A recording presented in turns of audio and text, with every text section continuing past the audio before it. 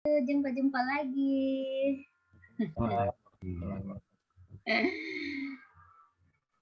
Bagaimana sehat? Bu Dwi, Pak Ilham, Ken, Bu Stevi, Bu Reski, Pak Kris, dan Pak Firsa.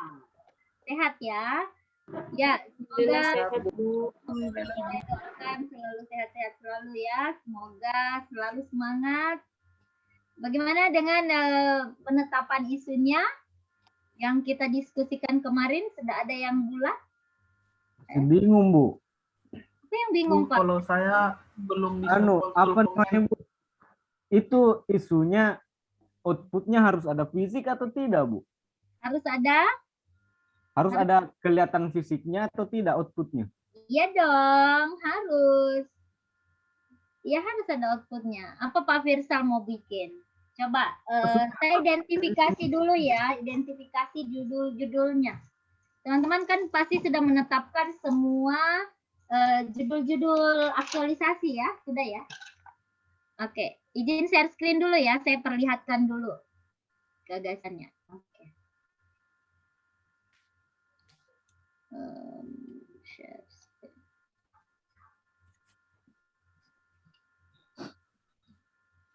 Ya.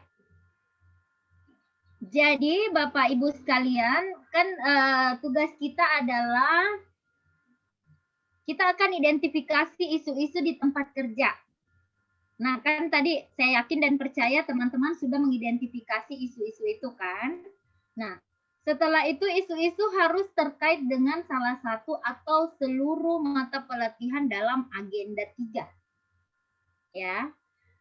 Seluruh isu-isu harus terkait dengan salah satu atau seluruh mata pelatihan dalam agenda 3 atau isu kontemporer. Yang tadi yang bisa dalam isu korupsi, isu misalnya dia isu apalagi namanya money laundering misalnya terus proxy war, kemudian apakah dia isunya adalah krisis pangan dan seterusnya ya. Nah, ataukah teman-teman akan fokus saja ke agenda 3. Apa agenda 3? Pelayanan publik, manajemen ASN, kemudian apalagi satu? WOG, Full of Government. Ya, jadi teman-teman silahkan dipilih kira-kira apakah isu-isu semuanya Bapak Ibu seluruh mata pelatihan itu mau dipilih, silahkan saja. Pilih salah satu isu yang paling memenuhi kriteria untuk diatasi. Isu yang paling memenuhi kriteria diatasi tadi pakai apa? AP, KL atau USG ya. Ya, gunakan kriteria tools analisis yang sesuai untuk memilih isu. Nah, kriteria tools ini kan Bapak Ibu bisa gunakan tadi tapisan McNamara ya.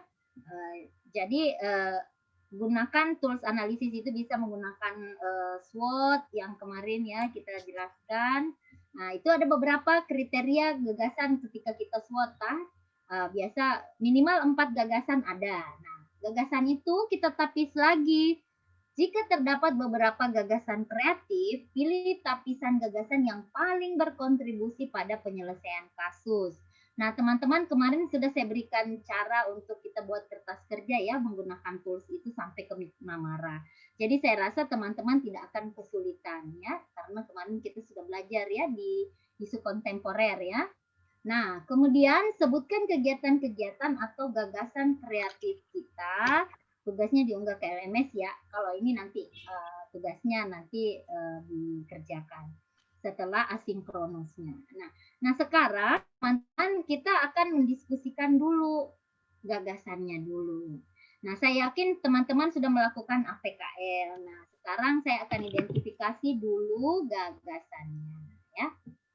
Nah, sekarang gagasan mulai dari gagasannya Bu Dwi. Bu Dwi, gagasan apa yang akan Bu Dwi angkat? Setelah perenungan yang mendalam, Ibu Dwi mau angkat apa? Yang saya angkat Bu, kurang optimalnya penilaian kepuasan pelayanan keperawatan di ruang melon RSD Madani Palu, Bu. Kurang optimalnya Pelayanan kesehatan, penilaian, Bu, maaf. Penilaian kepuasan. Oh, penilaian kepuasan. Oke, penilaian Kepuasan, pelayanan keperawatan. Pelayanan keperawatan Di ruang melon, Bu. di ruang melon. Melon ini apa panjangnya? Ruang melon ini, Bu, ruang VIP B. Oh, VIP B. Itu dijelaskan nanti ya, karena kan penguji tidak tahu melon itu apa deh ya. Oh iya, Bu. Ruang VIP melon, VIP B ya misalnya gitu. Nah, kurang optimalnya penilaian kepuasan pelayanan keperawatan di ruang melon. Nah, sekarang bagaimana cara Ibu Dwi mengoptimalkan? Bagaimana caranya Ibu Dwi mengoptimalkan? Dengan cara apa? Yang pertama, Bu, saya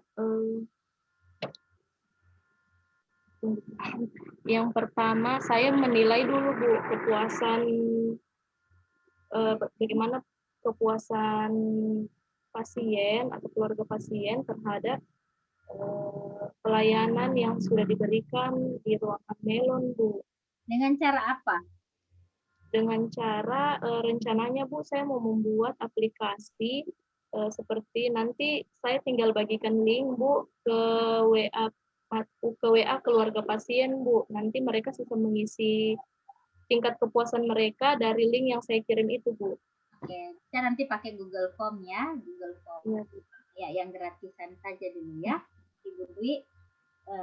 Oke, melalui Google Form. Nah, setelah Ibu lakukan kepuasan, apalagi yang Ibu lakukan? Menilai kepuasan, Ibu lakukan apa lagi? Setelah itu, Bu, itu kan yang pre-nya, Bu. Lalu kita lakukan lagi kemudian kita lakukan lagi, Bu, pelayanan kesehatan setelah kita tidak tahu. Kan ini harus diulang.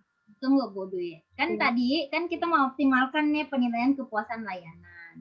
Otomatis kan harus diolah dulu hasilnya. Iya, nah, setelah ada hasilnya, ada kan beberapa rekomendasi perbaikan. Nah, baru kita buat rencana tindak lanjut. Nah, jadi kegiatan itu harus runut, Bu Dwi, nggak bisa patah-patah ya. Nah, jadi menilai kepuasan pasien terhadap yang sudah diberikan. Nah, makanya Ibu buatkan misalnya Google Form. Setelah itu kita mengolah data. Nah, setelah diolah data, interpretasi data. Nah, setelah diinterpretasi, kemudian ada presentasi data, dipresentasikan ke pimpinan, Bu Dwi, ya kan?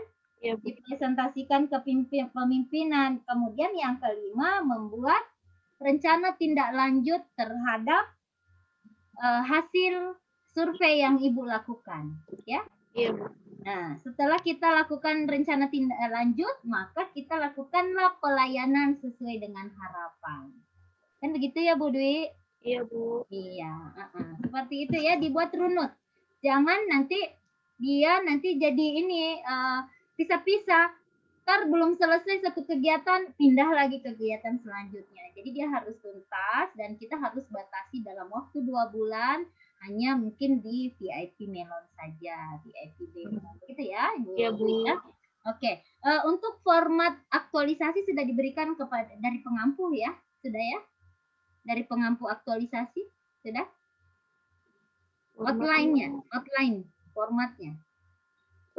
Yang saya mungkin cuma dari Bu, contoh-contoh aktualisasi yang dari teman-teman sebelumnya, Bu, sama yang dilihat di Google, Bu. Tidak ada yang dikasih sama pengampu? Tidak ada? Bu. Ada kayaknya, Bu. Ada, Bu. Nanti saya juga coba bantu kirimkan ya yang sudah. Mungkin hanya ada beberapa revisi karena ini ada beberapa pola baru, jadi nanti teman-teman lakukan saja revisi perbaikan ya. Oke, nanti tapi yang penting teman-teman dulu harus kuasai apa yang akan kita lakukan. Gampang lah itu yang untuk rencana-rencananya. Yang penting kita sudah tahu apa yang akan kita lakukan. Karena gini, rumusnya adalah tulis apa yang mau dikerjakan, kerjakan apa yang ditulis. Kan begitu, baru kita buktikan. Nah, hanya biasa persoalannya peserta ini tidak tahu apa yang dia mau lakukan, ya. Jadi itu dulu, kita fokus dulu sama apa gagasan kita, kemudian tahap kegiatannya seperti apa nantinya. Nanti setelah itu gampang lah, itu solusi teknis ya, teknis saja. Yang penting kita sudah dapat gagasannya, kemudian kita sudah tahu langkah-langkah kreatif apa yang akan kita lakukan untuk memperbaiki hal itu. Nah, nanti Ibu Dwi juga bisa menambahkan inovasi. Inovasi apa? Ibu Dwi bisa publikasikan hasil kepuasan pelayanan itu dalam bentuk baik itu grafik yang kayak infografis menarik ya, Bu, yang eye catching, Ibu bisa tempel di poster itu sebagai, atau Ibu bisa pakai mood barometer kepuasan pelanggan. Bisa juga seperti itu ya Bu ya, Bu Dwi. Jadi lakukan hal-hal yang inovatif supaya akan mengoptimalkan penilaian kepuasan dari pelayanan keperawatan khususnya di VIP Bu ya. Oke. Bu Dwi, saya kira bagus ya gagasannya Bu, sisa dilanjutkan saja. Oke, sukses buat Ibu Dwi ya. Oke, sekarang Pak Ilham, silahkan Pak Ilham. Apa gagasannya Pak Ilham? Ya kalau saya kemarin kan ambil Bu, apalagi rencana masalah penataan ruangan Ibu. Ya, jadi yang ditetapkan adalah penataan ruangan. Iya. Ya, penataan ruangan dalam bentuk apa Pak Ilham? Apa judulnya? Penataan ruangan apa? Mungkin pengaruh penataan ruangan terhadap kualitas pelayanan Ibu. Iya, maksudnya seperti apa?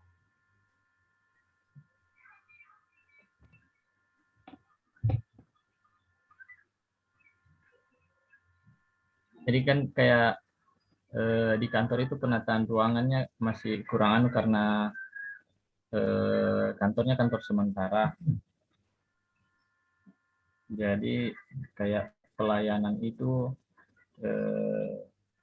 tamu-tamu itu biasa kadang kebingungan karena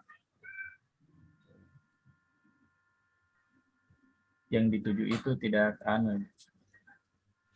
tujuan mereka kurang. Iya.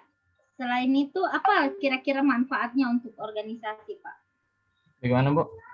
Ya, manfaatnya itu sudah dipikirkan. Apa semua manfaatnya? Nanti langkah-langkah yang Bapak mau lakukan seperti apa? Kira-kira apa, Pak? Bagaimana?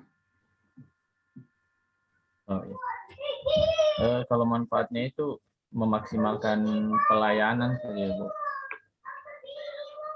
Terus selanjutnya? Jadi petunjuk ruangan ini Bapak mau bikin seperti apa supaya dia inovatif? Seperti itu pertanyaan saya sih. Kayak tadi, kira-kira seperti apa? Signboard kah?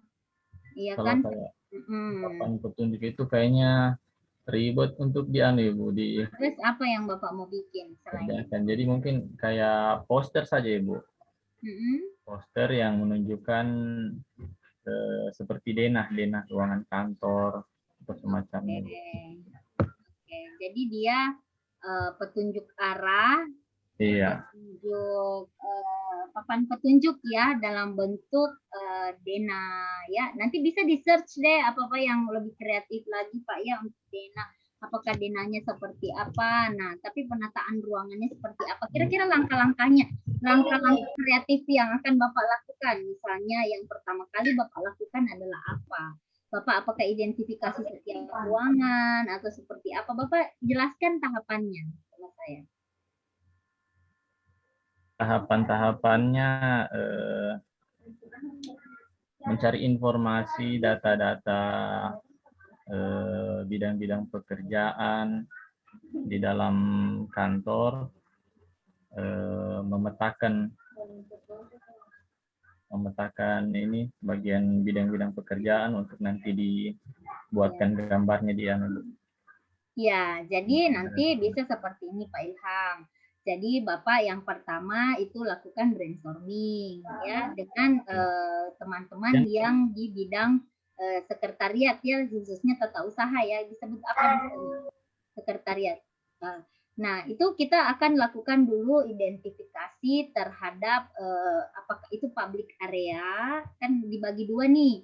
Ada public area. Public area itu ada termasuk misalnya garden, termasuk public toilet, termasuk apalagi namanya fasilitas umum lah, intinya ada perpustakaan, ada apa. Nah, itu kita bedakan dulu. Nah, jadi Bapak bisa katakan identifikasi atau klasifikasi ruangan-ruangan berdasarkan public areanya, kemudian ruangan di dalam ruangan itu ya. Jadi dia harus kita bedakan gitu.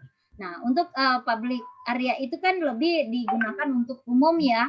Nah, bagaimana kemudian dia parkir itu misalnya Bapak atur. Nah, nanti di sini pejabatnya ini yang parkir di sini.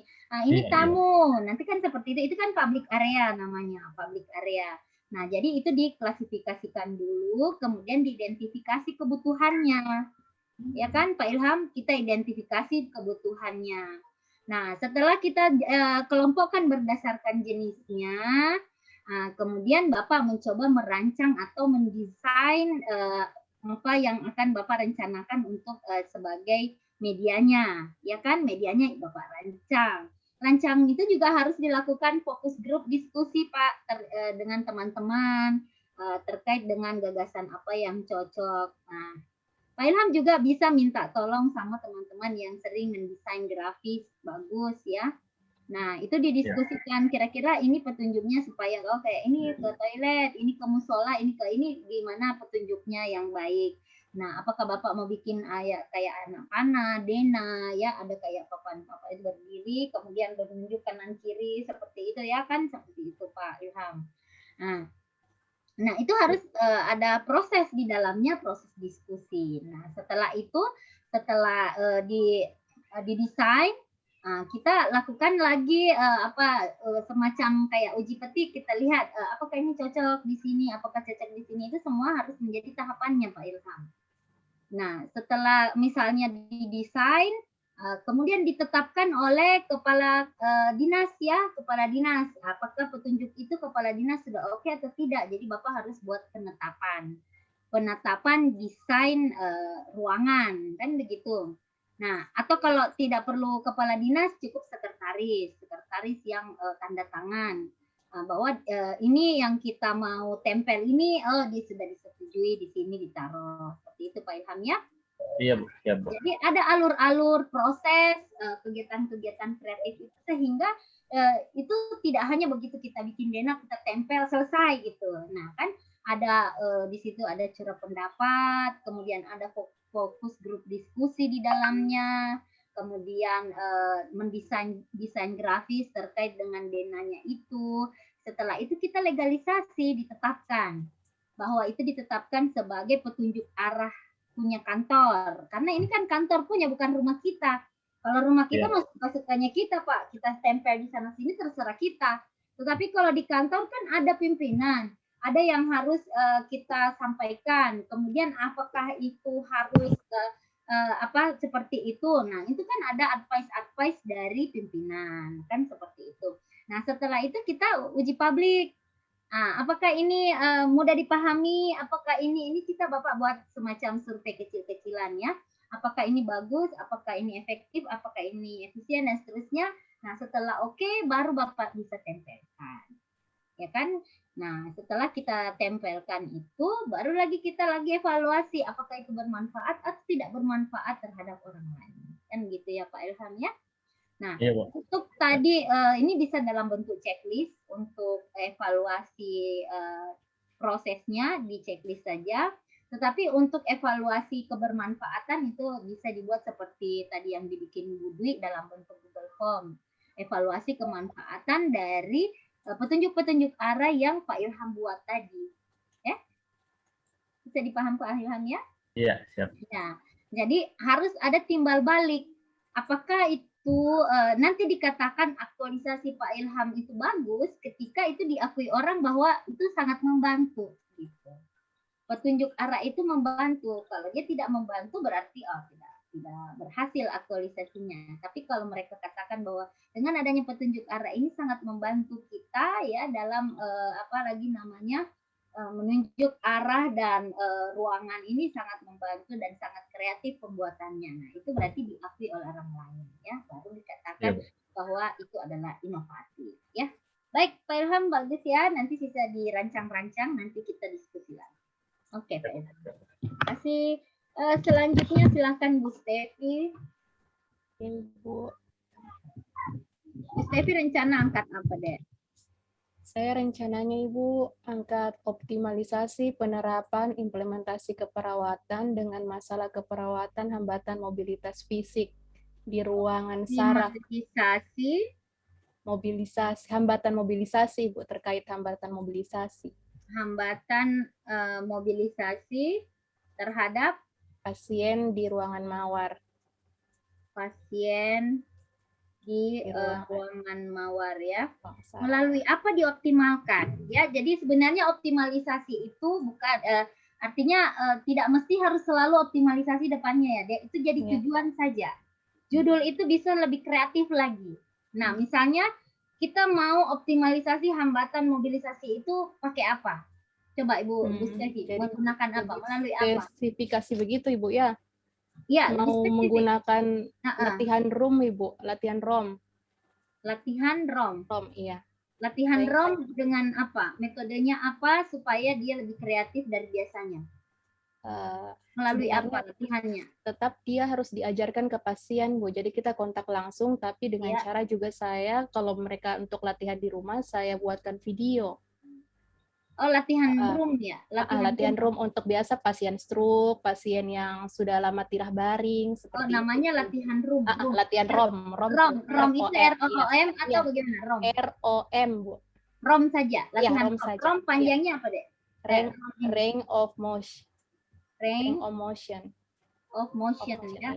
Range of motion. Nah, range of motion ini bisa jadi judul ya. Exercise range of motion, begitu biar lebih keren gitu. Oh begitu Ibu, jadi saya lebih spesifik saja Ibu ya. Berbasis multi, misalnya dia multimedia, media yang bisa digunakan, bisa menggunakan IT, bisa juga menggunakan simulasi langsung. Ya, Ibu Stefi bisa lakukan itu. Jadi misalnya kita bisa katakan exercise range of motion berbasis multimedia. Ya kan, berbasis multimedia. Nah, jadi medianya ini tidak terbatas hanya tadi pakai video, atau tidak terbatas hanya simulasi langsung. Nah, multimedia juga simulasi langsung disebut juga media. Nah, karena medianya langsung. Ada media yang tidak langsung. Jadi namanya tetap multimedia. Oke, Bu ya. Ibu Stefi kan juga mungkin medianya pakai video. Ya. Iya. Nah, optimalisasi itu judulnya. Iya. Dengan cara apa dioptimalisasikan? Dengan latihan, dengan beberapa media yang digunakan sehingga bisa kita rasakan yang mana yang cepat bermanfaat. Apakah simulasi langsung yang lebih berpengaruh ataukah pengaruhnya lebih cepat kalau dia hanya menonton saja. Nanti dia bisa di-share ke YouTube, Bu ya. Nanti kan dia bisa, kalau di video kan dia bisa dia pelan-pelan baru dia teruskan lagi, dia bisa mengikuti video. Sama dengan kita di rumah kan biasa kalau senam kita ikuti aja yang di senam itu di video. Nah, ada orang kategori yang cepat belajar dari video, ada juga yang cepat dari langsung, simulasi langsung di Stefi. Jadi multimedia, jadi terdiri dari beberapa media yang digunakan. Ya Bu ya. Ya, nah, jadi Ibu boleh begini, optimalisasi exercise range of motion berbasis multimedia pada pasien yang dengan masalah hambatan mobilitas fisik. Gitu Ibu ya. Ulang. Ibu sebutkan, nanti saya perbaiki. Bagaimana? Optimalisasi exercise range of motion berbasis multimedia. Exercise ROM apa tadi? ROM-nya? ROM. rank of Iya, motion. exercise ROM. Of motion, Ibu. Tidak. Maksud saya optimal exercise ROM-nya apa tadi? Ada yang Ibu sebut tadi. Oh, berbagai hambatan mobilitas fisik, Ibu.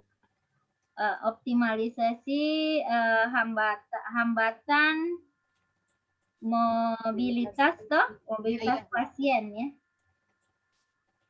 Oke. Nah, jadi nanti judulnya optimalisasinya bisa jadi tujuan saja, tidak perlu disebutkan di judul.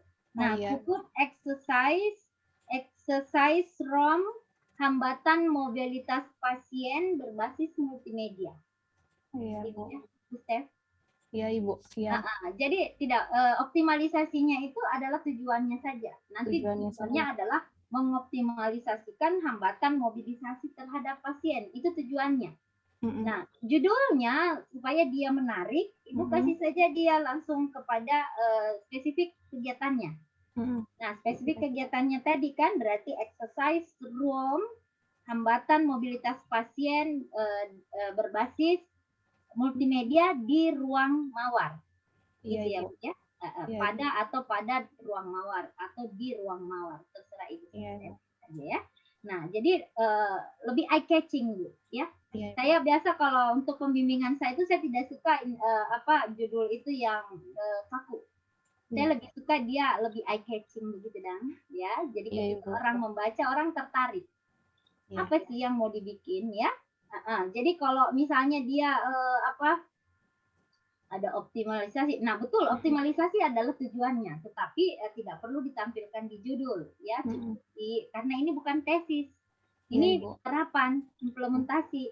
Nah, kenapa kita harus mengaktualisasikan itu tidak perlu disebutkan ininya di judul ya, cukup langsung kepada sasarannya spesifik. Nah, karena intinya rencana aksi perubahan itu berbasis SMART. Apa SMART? SMART saya pernah cerita SMART. S itu adalah spesifik, measure tahu measure terukur. A-nya adalah achievable ya, achievable itu bisa dipertanggungjawabkan. Reliable ya, reliable itu adalah benar real ya, real bisa dikerjakan. Nah, kemudian time bound sesuai dengan waktu yang telah ditentukan. Nah, jadi rencana aksi rencana aktualisasi itu dia harus berbasis SMART, spesifik. Makanya tadi Pak Ilham selalu saya kejar ruangannya seperti apa, bikin apa, karena saya harus spesifik ya. Spesifik seperti apa yang akan kita kerjakan. Ya, seperti itu. Kita harus berusaha untuk berpikir kreatif, apa yang spesifiknya mau dikerjakan. Karena ini kan harus kita kerjakan cuma 1 bulan ya Bu, 60 hari saja. Nah, sehingga teman-teman harus berpikir dalam waktu 60 hari produknya sudah bisa kita buktikan. Nah, kemudian hasilnya bermanfaat. Jadi seperti itu. Ya, Bu Steph ya? Ya, bagus sekali ya. Terima kasih masukan Ibu. Oke, terima kasih. Nah, Bu Reski silahkan. Apa kira-kira Bu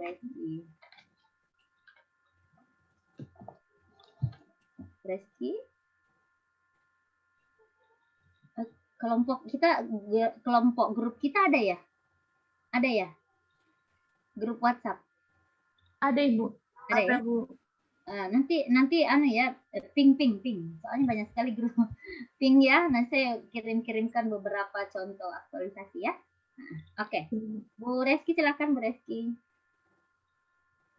Isu yang saya angkat Ibu, belum optimalnya penerapan mencuci tangan pakai sabun pada pasien saat pandemi di IGD RSUD Undata Palu. Tunggu sayang, penerapan mencuci tangan pakai sabun pada keluarga pasien saat pandemi.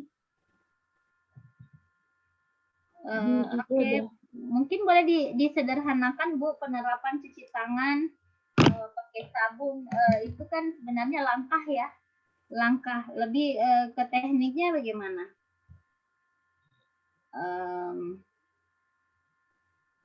Kira-kira apa yang bagus Ibu? Seperti apa tahapannya Ibu ceritakan dulu saya tahapannya. Tahapan kegiatan Ibu, yang pertama yang saya lakukan melakukan konsultasi rencana kegiatan Ibu. Tahapannya menyiapkan bahan yang akan dikonsultasikan, Yang kedua, mendiskusikan dengan mentor. Yang ketiga, mendiskusikan dengan kepala ruangan. Yang keempat, meminta persetujuan kepala ruangan dan mentor. Kegiatan yang kedua, menyusun SOP cara mencuci tangan, Ibu.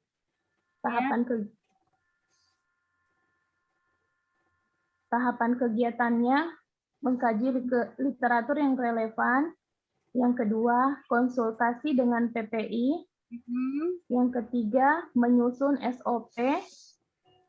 Yang keempat, meminta persetujuan pimpinan PPI. Yang kelima, legalitas SOP yang saya buat, Ibu. Kegiatan yang ketiga, mengecek ketersediaan sabun cuci tangan atau hand sanitizer, Ibu. Tahapan kegiatannya, merincikan kebutuhan hand sanitizer atau sabun perharinya berapa.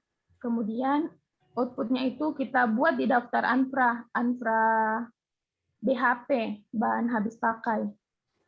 Kemudian yang kedua, memasang hand sanitizer pada stand yang telah disediakan. Yang ketiga, menyediakan sabun cuci tangan di wastafel.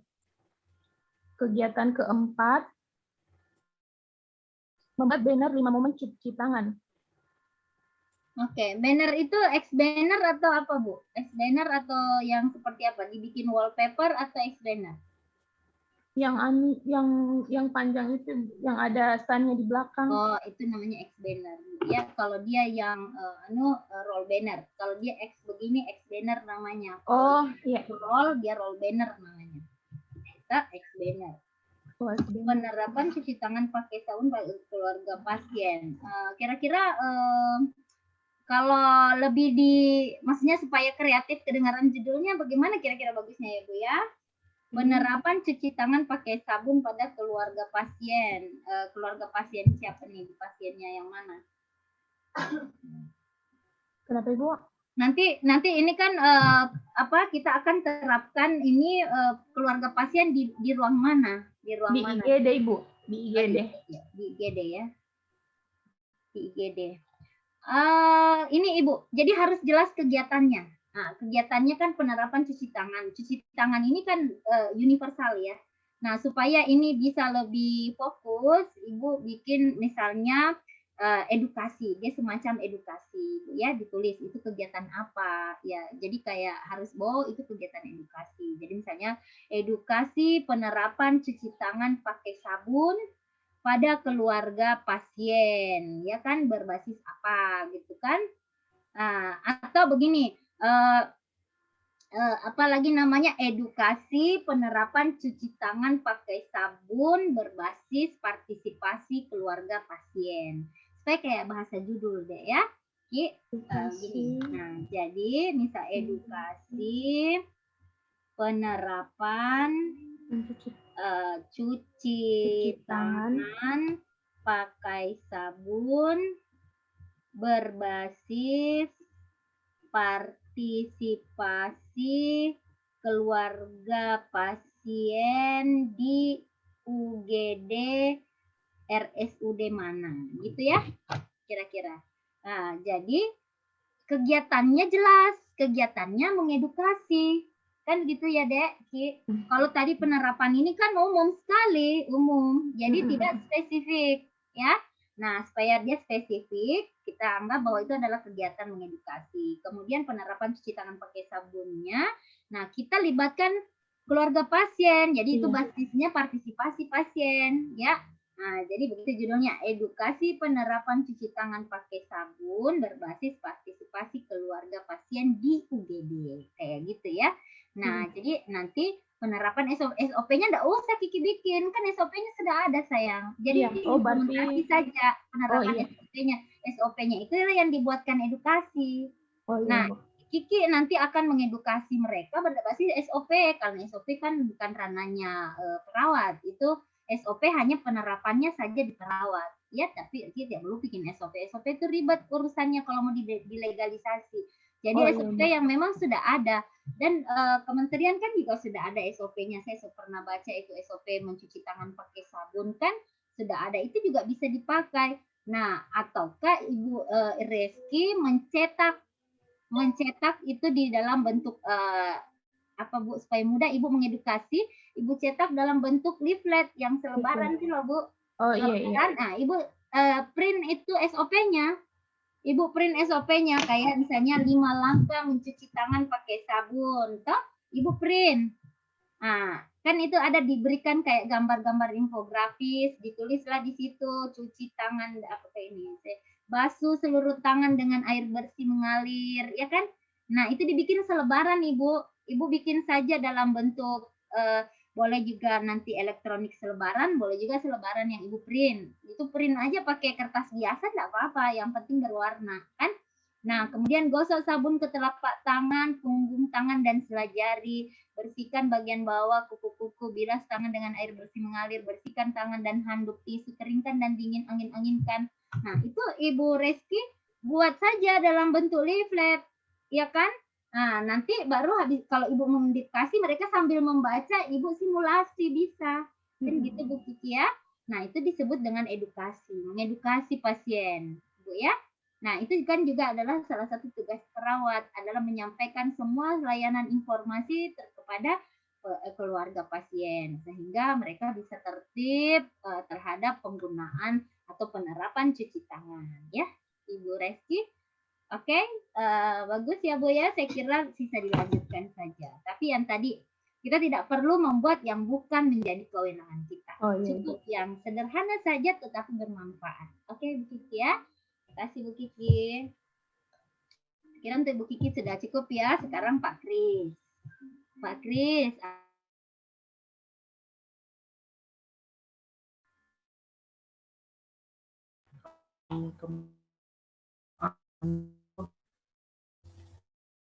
Pemahaman alur pemeriksaan laboratorium di RSUD. Kurangnya alur kurangnya pemahaman pasien tentang alur pemeriksaan di laboratorium RSUD Madani. Oke. Nah, sekarang apa kegiatan kreatif apa yang akan Pak Kris buat? Kegiatan kreatif apa? Ini kan biasanya Bu, kalau pasien ini kan biasanya ada yang datang kontrol setiap, ada yang 2 minggu per 3 minggu begitu. Jadi kemungkinan untuk ke langkah awalnya itu saya akan mungkin tanya apakah pasien ini sudah paham betul tentang alur pemeriksaan. Jadi kalau belum paham, jadi saya memberikan informasi secara langsung dulu Bu, secara langsung dengan pasien. Mungkin nanti langkah selanjutnya itu bisa menggunakan kuesioner online atau yang selebaran begitu Bu. Jadi bisa dievaluasi nanti apa saja yang pasien ini belum paham tentang alur pemeriksaan ini Bu. Begitu mungkin Bu. Kurang spesifik ya Pak ya. Kalau saya melihatnya masih kurang spesifik. Kira-kira apa ya alur pelayanan yang bisa begini, spesifiknya seperti ini Pak. Ketika misalnya kalau kita hanya memberikan informasi langsung itu apa bedanya sekarang dengan yang lalu, kan begitu. Nah, intinya kan adalah perubahan, inovasi itu ada kebaruan apa yang akan Pak Kris buat, kan begitu. Nah, kalau kita hanya memberikan informasi langsung, kemudian ini terus tidak ada kebaruannya. Jadi dia normatif saja Pak Kris, normatif. Jadi dia mungkin ada pembuatan anunya Bu. Tapi kan pembuatan poster begitu kan. Ini karena ruangan baru Bu.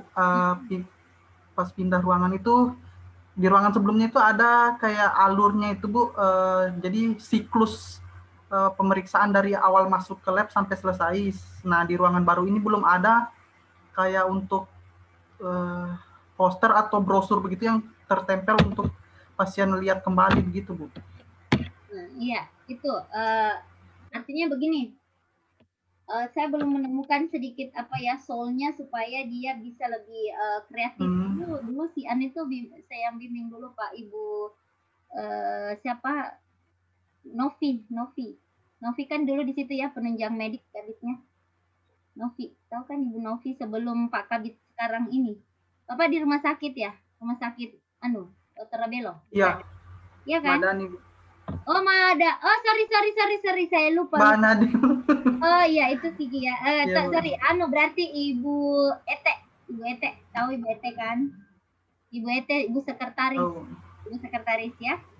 Berarti Ibu Ete. iya, Bu. Iya. Jadi kalau penunjang medik ini memang kan banyak sebenarnya orang tidak terlalu tahu juga alur pelayanan. Nah, kalau saya Pak Kris, standar pelayanannya saja deh. Standar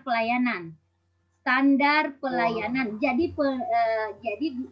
Pak Kris memberikan pemahaman terhadap standar layanan penunjang medik khususnya di laboratorium ya, di lab. Nah, jadi ada 14 indikator layanan di lab itu. Nah, itu Bapak bisa menggunakan Permenpan nomor 14 ya, Permenpan nomor 15 ya, tahun berapa ya, tentang standar pelayanan. Nah, jadi itu ada 14 indikatornya untuk standar pelayanan ya. Nah, jadi tujuannya standar pelayanan itu adalah bagaimana kemudian kita memberikan jaminan layanan kepada pasien. Ya. Nah, kita memberikan jaminan layanan kepada pasien terhadap layanan laboratorium RSUD. Nah, nanti standar layanan ini itu kan ada maklumat janji pelayanan. Ya. Nanti ada outputnya itu Bapak buat semacam maklumat janji pelayanan terhadap pelayanan lab. Nah, kemudian standar pelayanannya Bapak itu bisa melakukan semacam sosialisasi standar layanan laboratorium RSUD Madani berbasis itu tadi audiovisual. Ya, karena ini kan Bapak ini orang-orang milenial ya, milenial. Jadi di Suluh ya, nanti ada namanya Suluh elektronik ya. Suluh elektronik berbasis ini tadi Suluh elektronik standar pelayanan pemeriksaan. Jadi bukan hanya alur pemeriksaan tapi semua pelayanan lab ya kan? Nah, jadi dia semua standar pelayanannya, Bu. Iya, Suluh elektronik. Suluh itu adalah penyuluhan ya terkait dengan tapi digunakan dengan elektronik ya. Nah, jadi Suluh elektronik misalnya standar pelayanan lab RSUD Madani, ya kan? Nah, Suluh elektronik standar pelayanan lab RSUD Madani berbasis audiovisual. Berbasis audiovisual. Jadi standar pelayanannya itu kita buat semenarik mungkin. Kita mungkin bisa buat semacam kartun. Bisa saja Bapak lakukan buat semacam ada kan sekarang kita buat PowerPoint itu bisa divideokan. Ada kan video yang PowerPoint yang bisa jadi kayak kartun-kartun gitu, Pak. Nah, jadi kita suruh di situ.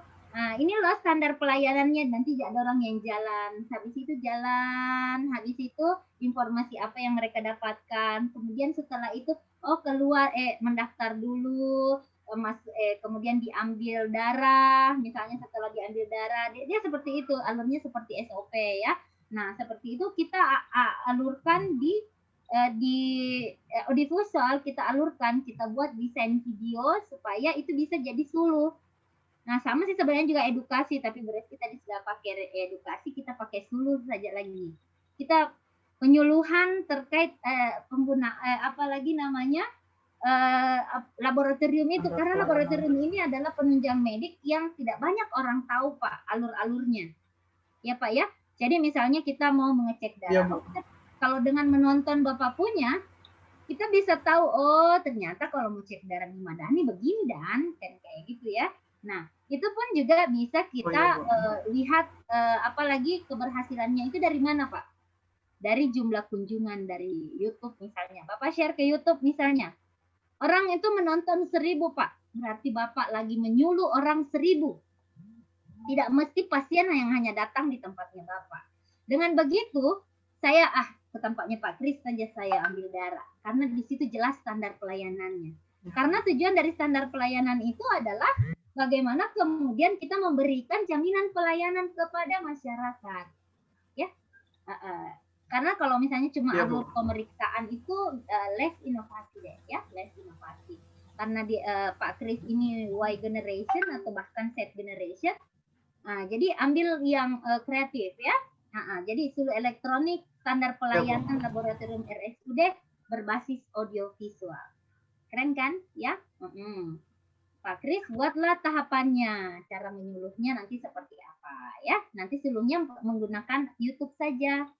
Yang murah meriah ya, yang murah meriah. Nanti kalau banyak yang subscribe, Pak Kris bisa dapat uang juga dari YouTube. Oke? Oke, Pak Kris. Ya, kasih ya Pak Kris. Bagus saja. Oke, silakan selanjutnya Pak Firsal. Apa dia mau dibikin sepo?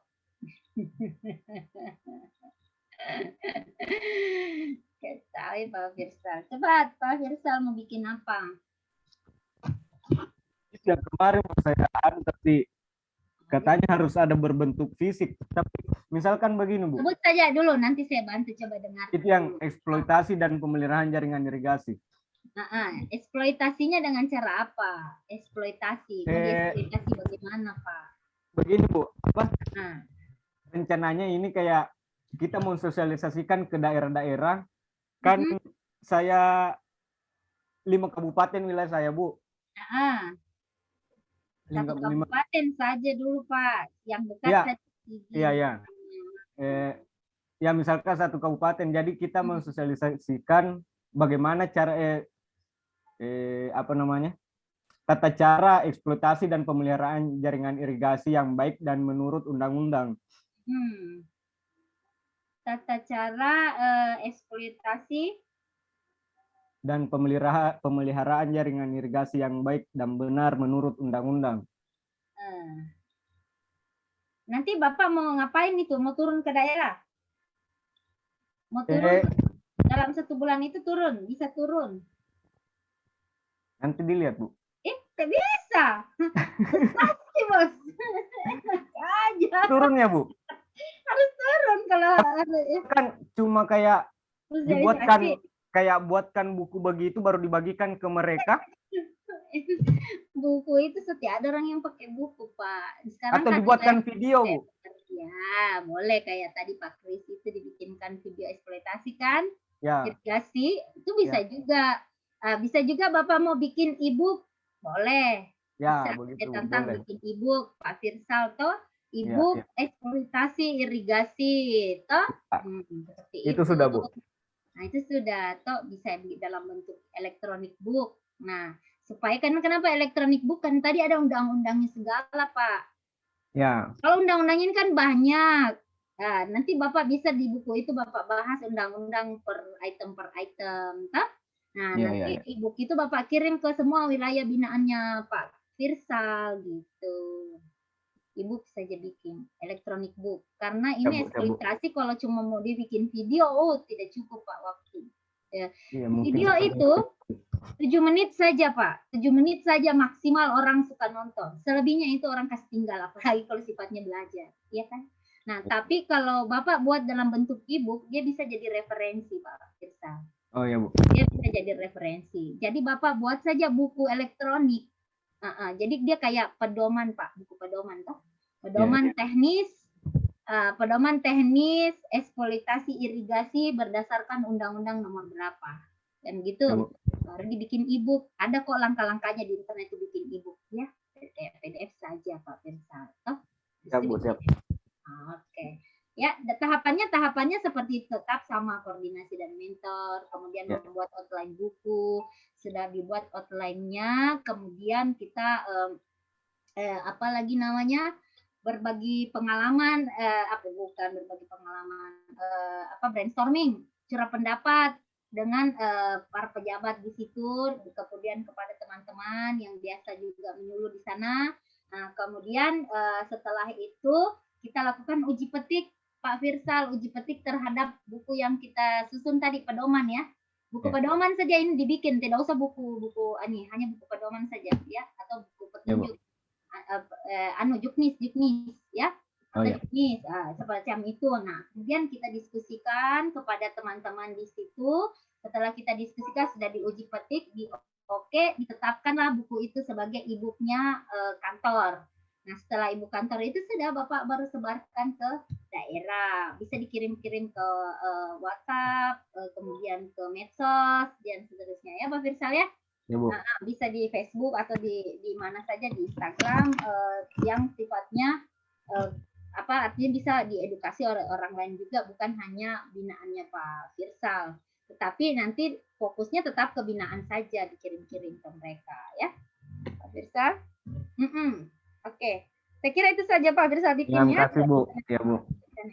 Oke, ya, Ya, Bu. terima kasih Pak Firsal. Ya, Bu. Baik Ibu Yesi, Bu Yesi Winda, silakan Bu Yesi.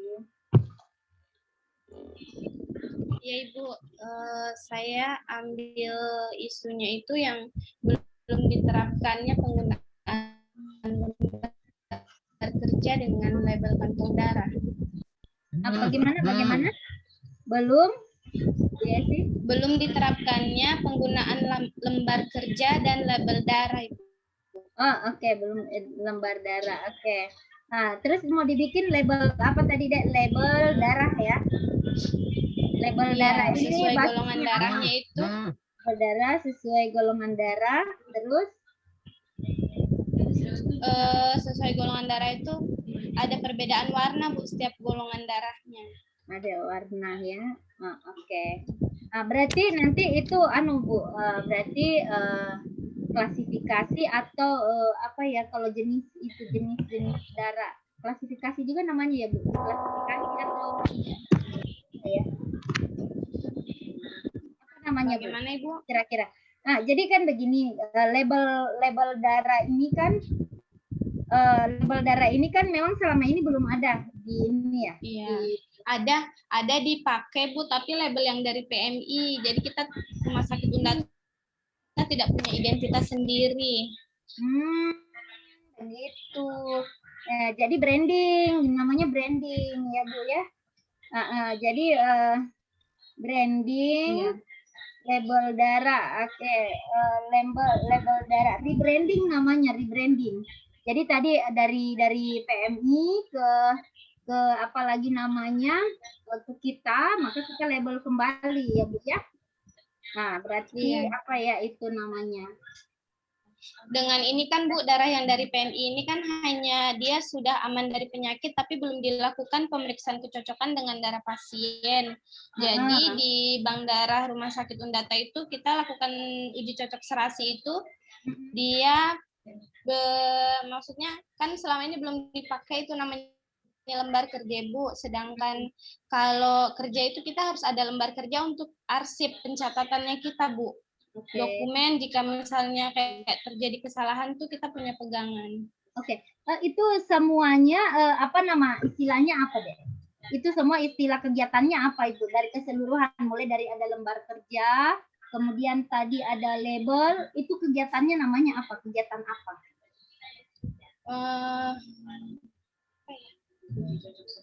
Iya, uji cocok serasi Bu.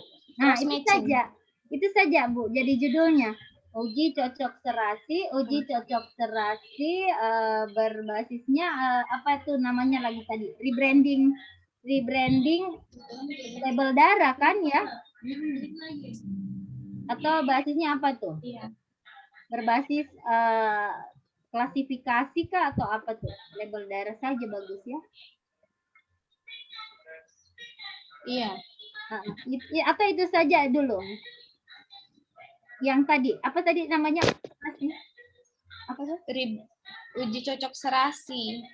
Uji cocok serasi. Melalui pembuatan lembar kerja label darah berwarna. Begitu ya, Bu? Iya kan ya? Uji cocok serasi. Kan begini kegiatannya itu Bu, kita kan darah itu kita periksa dulu menggunakan periksa uji cocok serasinya itu menggunakan lembar kerja. Nanti setelah darahnya itu cocok, baru kita label. Begitu, Ibu. Oh, bagus. Kalau begitu langsung uji cocok serasi saja.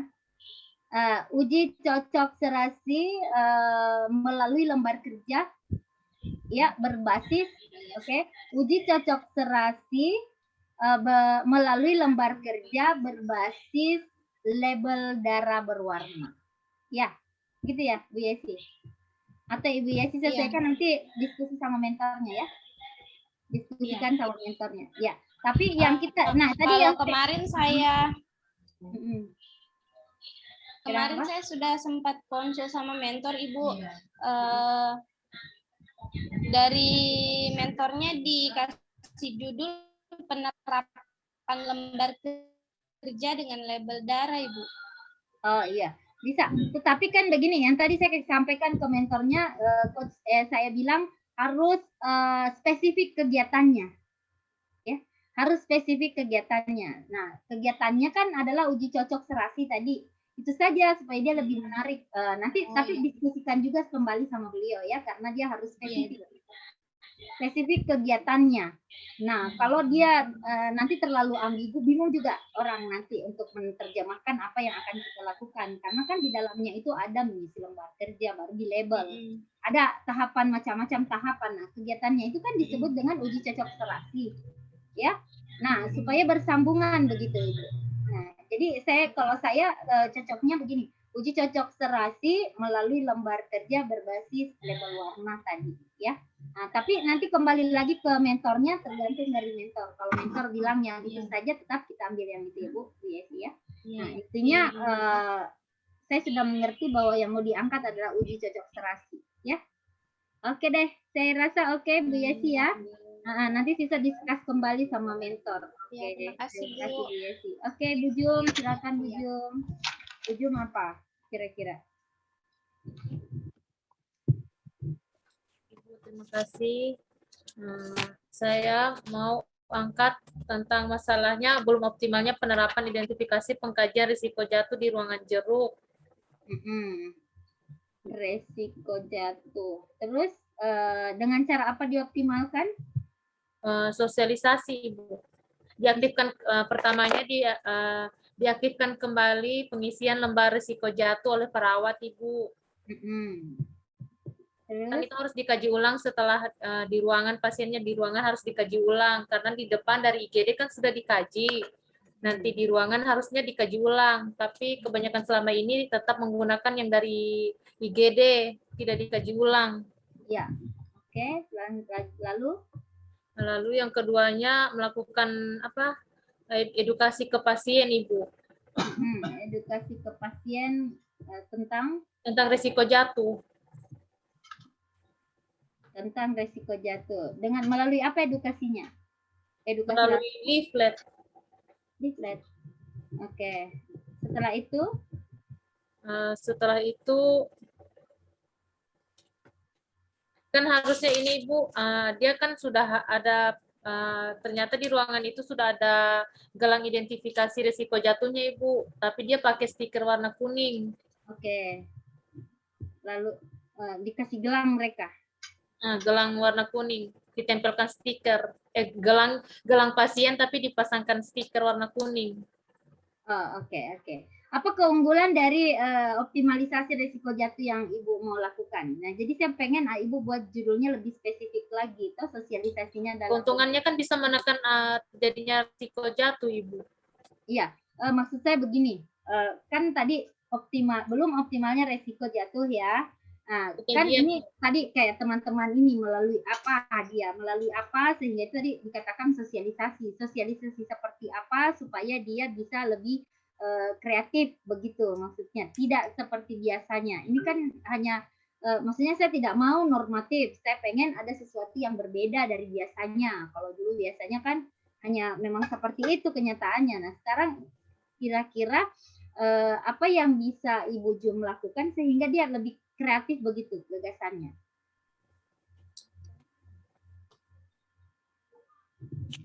Sosialisasi dalam bentuk apakah juga itu disebut dengan multimedia atau apa? Bisa juga multimedia, Ibu.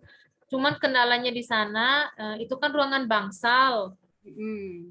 Mungkin kelas ekonomi menengah ke bawah. Tapi kayaknya sekarang pasien atau keluarganya pasti punya HP Android, Ibu. Boleh kayaknya multimedia. Oke, resiko jatuh. Jadi sosialisasi resiko jatuh. Multimedia tadi tapi sudah ada yang ambil. Coba cari yang lain. Berbasisnya apa? Basisnya apa kira-kira Bujung? Apakah itu layanan prima, basisnya apa lagi namanya sesuai dengan SOPK, sesuai dengan apa. Jadi intinya langsung jadi kenapa basis itu kenapa dikasih adalah biasa kenapa orang memberikan berbasis apa, responsif apa, itu adalah itulah yang apa meningkatkan makna dari yang biasanya kita lakukan biasa-biasa ini menjadi luar biasa. Ya. Jadi bisa ditulis berbasis apa atau responsif apa, mempercepat apa, bisa juga responsif. Toh? Misalnya sosialisasi resiko jatuh, responsif responsif pasien care pada pasien, mempercepat apa? Ada misalnya target kinerja yang di kegiatannya Ibu. Target kinerjanya apa kira-kira? Misalnya zero biasa kan zero kesalahan, nol kesalahan atau apa targetnya di situ? Oh iya, zero apa keselamatan pasien itu masuk di item keselamatan pasien Ibu. Iya, zero apa? Bahasa Inggris. Kejadian jatuh. Bahasa Inggrisnya? Fall risk berarti Ibu. Fall risk, ya. Oke, zero fall risk. Itu boleh dipakai sebagai responsifnya. Nah, misalnya kan zero accident berarti Ibu kalau resiko kan belum kejadian accident. Iya, begitu. Jadi begini, sosialisasi resiko jatuh, responsif, zero insiden tadi ya, insiden. Kayak gitu ya, zero insiden. Ya, sayang. Kayak gitu. Supaya ada nilai tambahnya.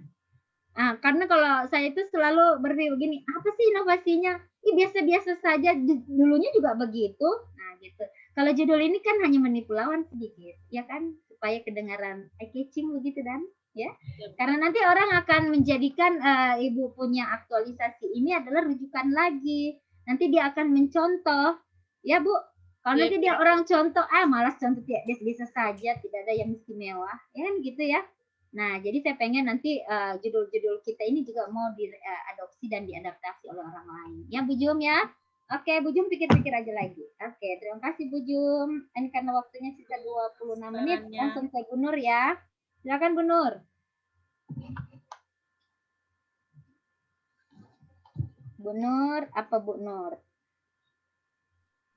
Saya ini Bu, meningkatkan pemahaman petugas laundry tentang penggunaan alat pelindung diri di Rumah Sakit Undata Palu. Meningkatkan petugas laundry, maaf Bu, laundry. Meningkatkan pemahaman petugas laundry tentang penggunaan alat pelindung diri di Rumah Sakit Undata Palu, Bu. APD ya. Kira-kira apa bagus aninya Bu? Meningkatkan dengan cara apa ditingkatkan Bu Nur? Dengan cara apa ditingkatkan?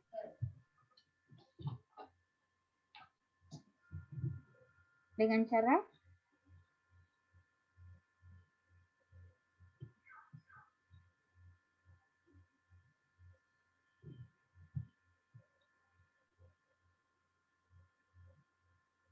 Dengan cara apa ditingkatkan, Bu? Jaringannya bermasalah mungkin, Bu. Oh iya ya. Halo Bu Nur. Bu Nur.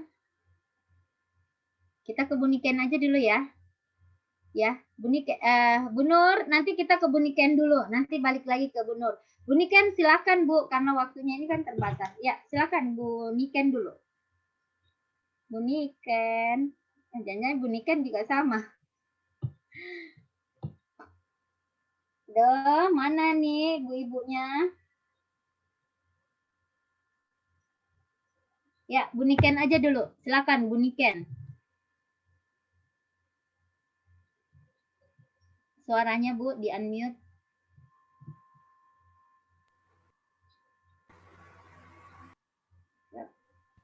Jaringannya juga kayaknya bermasalah, Bu. Kemarin saya jadi Ya, kurangnya kesadaran orang tua ada perkembangan bahasa bicara anak. ya, iya, itu tahu. Jadi apa kira-kira judulnya, Bu? Ibu maunya rencananya apa jadi judulnya? Coba di live chat aja supaya kalau yang putus-putus jaringannya coba Ibu live chat saya. Chat. Sekarang chat. Ibu Niken chat. Apa judulnya?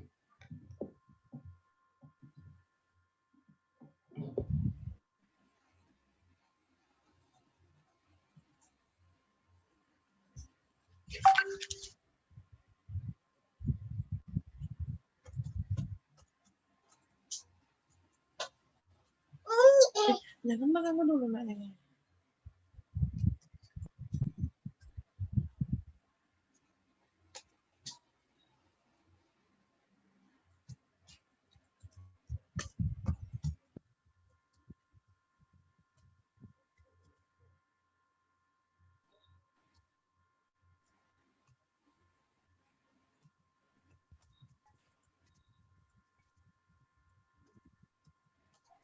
Bu agak cepat sedikit ya Bu Niken, waktunya sisa 22 menit. Itu judul saya.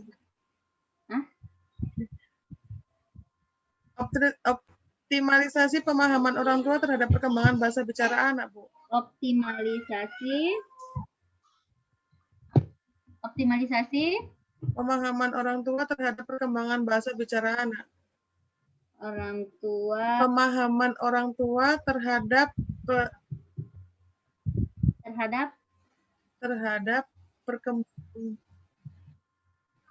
perkembangan bahasa bicara anak. Optimalisasi pemahaman orang tua terhadap perkembangan bahasa bicara anak. Melalui apa dioptimalkan, Bu? Melalui apa? Saya rencananya nanti mau adakan sosialisasi dengan bisa menggunakan leaflet dengan ini Bu, dengan Facebook Ibu. Rencananya media sosial. Oke, sosialisasi melalui media sosial ya, medsos. Lalu apa lagi Bu? Menggunakan leaflet dan juga banner juga Bu. Ya, berarti multimedia juga ya? Iya. Berarti optimalisasi pemahaman orang tua terhadap perkembangan terhadap perkembangan bicara anak ya berbasis tadi multimedia juga Bu, berbasis multimedia ya, sosialisasi multimedia berarti sosialisasi optimalisasinya nggak usah, sosialisasi pemahaman orang tua terhadap perkembangan bicara anak berbasis multimedia. Oh iya. Oke. Baik, nanti juga diskusikan tetap sama mentornya ya Bu Niken ya. Oke. Bu, maaf Bu, saya tadi terputus Bu. Iya sayang. Oke, lanjut. Tadi saya kan meningkatkan pemahaman petugas laundry tentang penggunaan alat pelindung diri di Rumah Sakit Undata Bu. Terus bagaimana dioptimalkan dengan cara apa? Saya pertama Bu membuat SOP, kemudian banner SOP penggunaan APD. Terus saya kan di ruangan itu cloth-nya itu rata-rata pendek Bu. Terus? Makanya saya mau itu Bu, penyediaan APD. Ada, bisa disediakan APD, bisa Ibu siapkan APD. Bu, koordinasi dengan pihak farmasi Bu. Koordinasi berarti kegiatannya Bu, koordinasi. Nah, jadi begini, SOP itu kan yang tadi saya bilang, SOP itu kan sebenarnya SOP-nya sudah ada. Nah, Ibu sisa penerapan SOP-nya saja. Ya, Bu ya? Kan Ibu Nur, SOP-nya kan sudah ada kan? Ya, Bu. SOP penggunaan APD itu kan sudah ada. SOP penggunaannya itu Ibu sisa terapkan saja. Penerapan SOP penggunaan baju OPD. Nanti Ibu bisa lakukan penerapannya itu, baik itu Ibu buat dalam bentuk edukasi dia menggunakan leaflet, itu multimedia. Ibu juga bisa lakukan simulasi simulasi, minta waktu kita akan simulasikan begitu. Simulasi penggunaan baju APD. Nanti bisa bekerja sama dengan tadi apa itu medis ya, farmasi atau apa yang tadi. Gimana Bu Nur? Halo Bu Nur. Mic-nya. Mic-nya Bu belum di mute, unmute dulu mic-nya. Ya, bagaimana Kalau Bu? kalau di farmasi itu hanya penyediaan glove-nya, Bu. Oh, glove-nya. Oh, iya, oke. Nanti Ibu anunya koordinasikan saja untuk bisa mendapatkan APD itu, nanti Ibu sosialisasikan, artinya didemonstrasikan. Pakai metode demonstrasi saja, didemokan cara menggunakan APD itu simulasi, ya kan? Oh, jadi penerapan SOP-nya saja supaya mereka langsung bisa pemahamannya. Karena ini kan juga hanya untuk petugas laundry kan? iya, Bu. Iya, Untuk makanya. untuk kewaspadaan standar, Bu. Iya, nah itu tadi, Bu, itu inovasinya saja itu. Kewaspadaan standar penggunaan APD di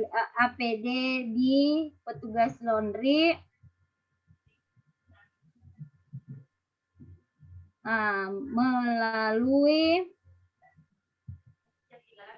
melalui edukasi penggunaan APD misalnya. Ya Bu ya. Berarti saya pakai media video sama Xbanner, Bu. Terserah Ibu. Ya, intinya adalah kita akan mengedukasi penggunaan APD, entah untuk menggunakan media, untuk mau apa ya kan? Atau dibalik begini, pemahaman atau edukasi saja boleh, edukasi juga, edukasi penggunaan APD, penggunaan APD petugas laundry berbasis kewaspadaan standar, begitu, ataukah kewaspadaan standar penggunaan APD di petugas laundry melalui edukasi penggunaan APD, atau begini, atau kewaspadaan standar petugas laundry melalui edukasi penggunaan APD. Ibu Nur ya, nanti didiskusikan sama mentor ya. Edukasi, ulang lah Ibu ya. Edukasi kewaspadaan standar petugas laundry, edukasi kewaspadaan standar petugas laundry melalui edukasi penggunaan APD di rumah sakit mana, Bu ya? Melalui edukasi apa Bu tadi? Edukasi penggunaan APD. Nah, saya ulang Bu ya. Kewaspadaan standar petugas laundry melalui edukasi penggunaan APD di rumah sakit mana. Benar ya? Nanti diskusikan dulu sama mentor. Kalau mentor oke, kita pakai itu. Kalau tidak, boleh silakan diganti. Ya. Hanya masukkan saja. Oke, Bu Yesi. Ya, makasih. Bu Yesi tadi sudah ya, belum ya? Bu Yesi. Sudah tadi Bu, Ibu Yesi sudah Bu. Sudah ya, Bu Yesi sudah. Terakhir tadi Ibu Nur ya? Iya Bu. Oke. Nah, jadi Bapak Ibu, saya hanya tadi memastikan bahwa teman-teman ini sudah mendapatkan gagasan. Nah, jadi kalau misalnya kita sudah dapatkan gagasan kan sisa enak untuk meneruskan turun ke bawah. Ya. Itu kan sisa meneruskan turun saja. Jadi teman-teman sekalian, kemarin kan saya sudah ada share kemarin itu apa? Aktualisasi ya. Aktualisasi. Enggak ya, fileku di sini. Enggak ya, saya cari.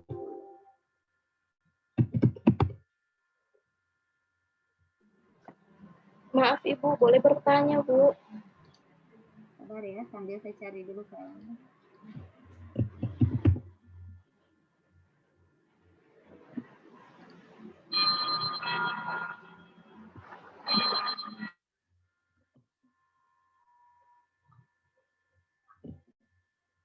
Internetnya juga. Maaf Ibu, boleh saya mau bertanya Bu? Boleh silakan. Ibu, masalah ini Bu, tadi kan judulku Bu, kurang optimalnya penilaian kepuasan pelayanan keperawatan di ruang VIP Melon. Kira-kira Bu, apakah bisa Bu saya ganti jadi penilaian kepuasan pelayanan keperawatan berbasis elektronik di ruang Melon? Boleh, boleh. Nanti koordinasikan ke mentor saya. Boleh. Oh, Tidak iya, Bu. mesti tadi Supaya yang lebih saya keren Bu. Iya, cocok. Keren. Jadi gini Bu Dwi, nanti apa yang saya sampaikan ini dijadikan masukan saja, tapi tetap ke mentor ya. Tetap ke Oh iya mentor. Bu. Teman-teman semua harus minta persetujuan mentor. Saya informasikan jangan resisten kepada mentor ya.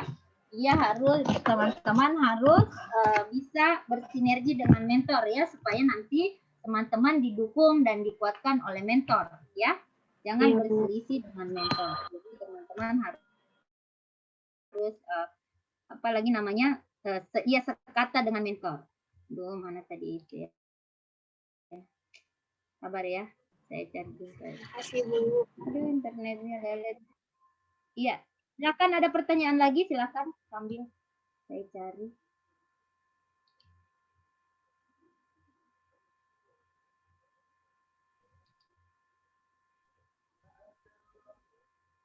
Ada pertanyaan? Silakan teman-teman mendesain kembali tadi judul-judulnya. Jadi tidak harus loh yang saya sampaikan tadi. Saya hanya menyarankan bahwa tadi inovasinya harus spesifik. Ya. Inovasinya harus spesifik. Nah, jadi apa yang mau dikerjakan dalam 1 bulan itu kita sudah rencanakan. Nah, kita harus rencanakan kalau misalnya ini saya bikin, ini saya bisa lakukan. Nah, kalau ini terlalu muluk-muluk, nggak bisa saya lakukan. Jadi jangan dipaksa ya, jangan dipaksa. Kalau bisa kita lakukan ya, itu tadi disebut dengan reliable. Realistis saja, kalau bisa kita lakukan, dia lakukan. Makanya tadi saya bilang kegiatannya yang memang sudah tusinya kita. Tidak usah kita ngambil tusinya, kita mau bikin SOP, tidak usah. Ambil saja yang SOP sudah ada, sisa kita terapkan saja. Kan begitu ya. Nah, jadi tidak usah kita memaksakan diri, kalau tidak bisa, tidak usah ya. Nah, gitu. Saya tadi mau cek dulu. Internetnya ini. Oke, terkait dengan nilai-nilai organisasi. Teman-teman kemarin kan saya ada pernah share yang kemarin tugas itu yang ada rencana aksinya. Teman-teman bisa buka di WhatsApp masing-masing. Ada tabel, ada tidak? Masih ada tidak filenya? Yang kemarin saya share ke teman-teman itu loh. Yang ada alat analisisnya. Ada? Contoh rencana aksi. Enggak. Atau ada saya share aja deh. Rencana aktualisasi ya, Bu? Iya, betul.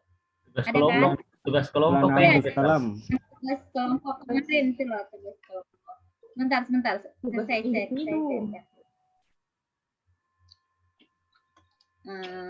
download. Tidak ada saya sharekan contoh kata ya.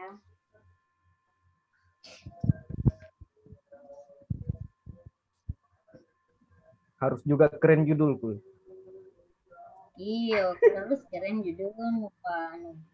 Awas kau Firsal. Sebentar, Tahu dikasih Inggris Ibu judulnya. kasih bahasa Inggris, weh. Mantap memang deh ini. Orang Inggris poteng dia. Guru. Kalian bahasa Bugis.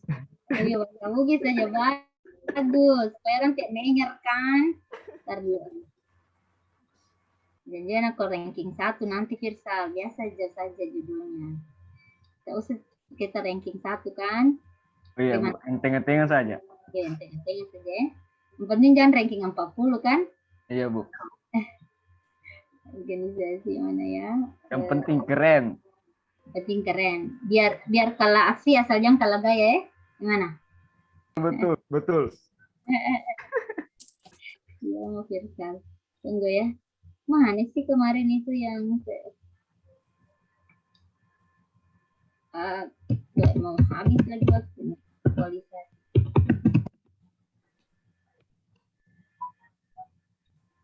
Mana Firsal? file aktualisasi ke ini. Nah, ini ya.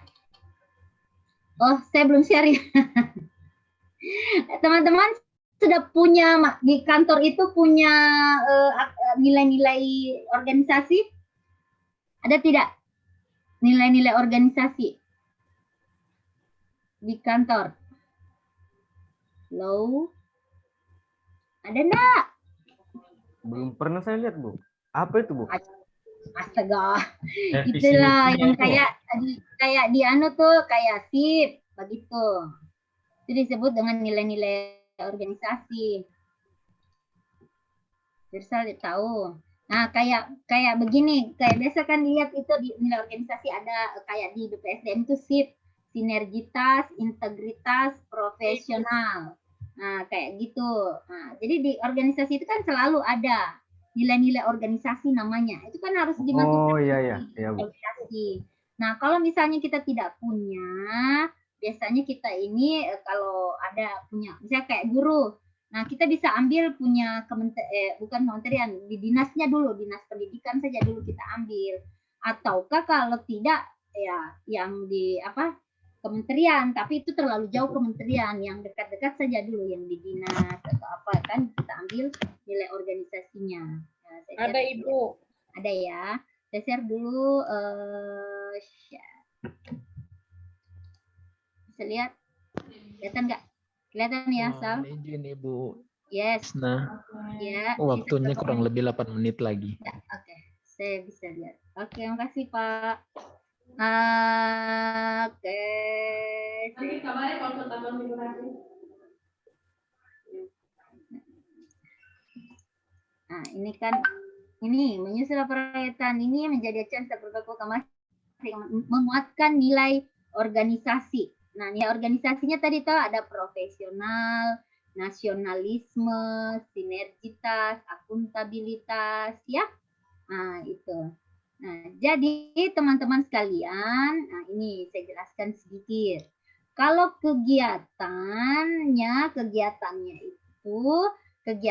itu biasanya itu adalah agenda yang keterkaitannya terhadap agenda 3.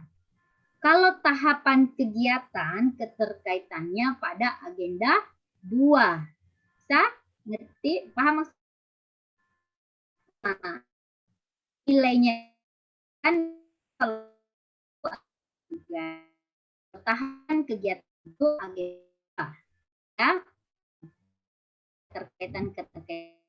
Terus teman harus pastikan bahwa kegiatan yang kita lakukan itu berkontribusi terhadap visi misi organisasi. Kemudian ada penguatan nilai organisasi. Jadi penguatan nilai organisasi juga harus selalu dikaitkan dengan aktualisasi kita, ya. Jadi aktualisasi kita itu harus selalu dikaitkan dari kegiatan, tahapan kegiatan, output kegiatan, keterkaitan. Nah, itu harus selalu kita sinkronkan ya. Nah, dengan penguatan nilai organisasi. Ya, ada pertanyaan lagi terkait dengan ini? Cepat, semua habis waktu. Oke. Tidak ada ya? Nah, oke, apalagi ya yang perlu saya tekankan?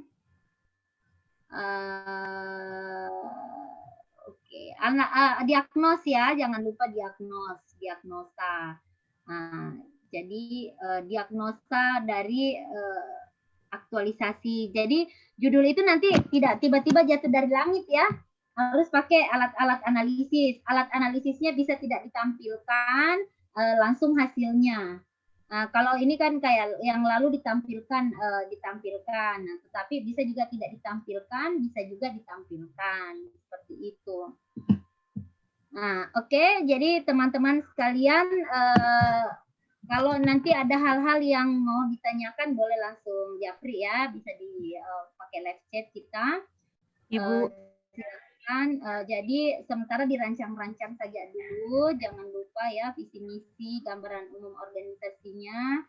Oke, teman-teman harus bijak untuk melihat beberapa referensi karena sekarang ini ada beberapa perubahan ya, beberapa perubahan terkait dengan aktualisasi. Jadi memang di LAN ini melakukan beberapa perbaikan-perbaikan terhadap aktualisasi ya. Nah, jadi teman-teman sekalian pandai-pandai untuk melihat referensi ya. Jadi tidak semua langsung referensi itu dikasih, nanti tetap berdasarkan modul ya. Nanti di MOOC itu ada dikirimkan nanti untuk modul aktualisasi, habituasi aktualisasi itu ada di situ. Nah, yang kita pakai adalah sesuai dengan modul yang dikirim di Collabjar ya. Sesuai dengan modul yang ada di Collabjar, teman-teman pelajari terkait dengan habituasi. Nah, jadi semua update yang ada di habituasi, maka itulah yang teman-teman akan implementasikan di rancangan aktualisasi teman-teman sekalian ya. Nah, jadi kita ada acuannya. Nah, jadi karena sekarang sudah banyak perubahan-perubahan yang terjadi, bukan hanya banyak penulisannya juga ada yang berubah. Nah, jadi begitu tadi, lebih bijak, jangan langsung ambil punya teman yang lalu, itu tidak sama. Karena ini pola baru pertama lagi teman-teman ini disebut dengan blended ya, blended darurat ya, blended darurat. Jadi tidak, ini full e-learning kali ya, full e-learning darurat namanya. Jadi masing-masing ada metode-metodenya beda-beda. Ya, jadi tidak bisa langsung ambil saja copas dari teman yang tahun lalu karena beda lagi aturannya. Oke, jadi tetap berbasis pada Collabjar, pakai modul habituasi yang di-share. Ya. Dan beberapa kotak-kotaknya walaupun hampir sama, jadi bisa diadopsi, diadaptasi, tetapi tetap pakai panduan yang ditetapkan di Collabjar. Oke, ada pertanyaan? Bisa 2 menit? Oke, saya kira cukup ya. Terima kasih atas partisipasi Bapak Ibu sekalian ya, sukses buat Bapak Ibu, selamat nanti menjelang buka puasa, selalu sehat, pertahankan spirit ya, pertahankan semangat, selalu tersenyum, selalu bahagia. Pak Firsal ya, bahagia toh, jangan lupa bahagia. Oke, baik teman-teman sekalian. Mohon maaf ya kalau ada yang belum sempat saya sampaikan atau ada hal yang tidak berkenan di hati, saya mohon maaf. Wabillahi taufiq wal hidayah. Assalamualaikum warahmatullahi wabarakatuh. Selamat siang dan salam sejahtera untuk kita semuanya. Baik Pak Aldi, saya serahkan ke Pak Aldi. Mungkin ada yang mau disampaikan. Silakan Pak. Ya, makasih Ibu Isna. Mungkin waktu tersisa 2 menit kalau mau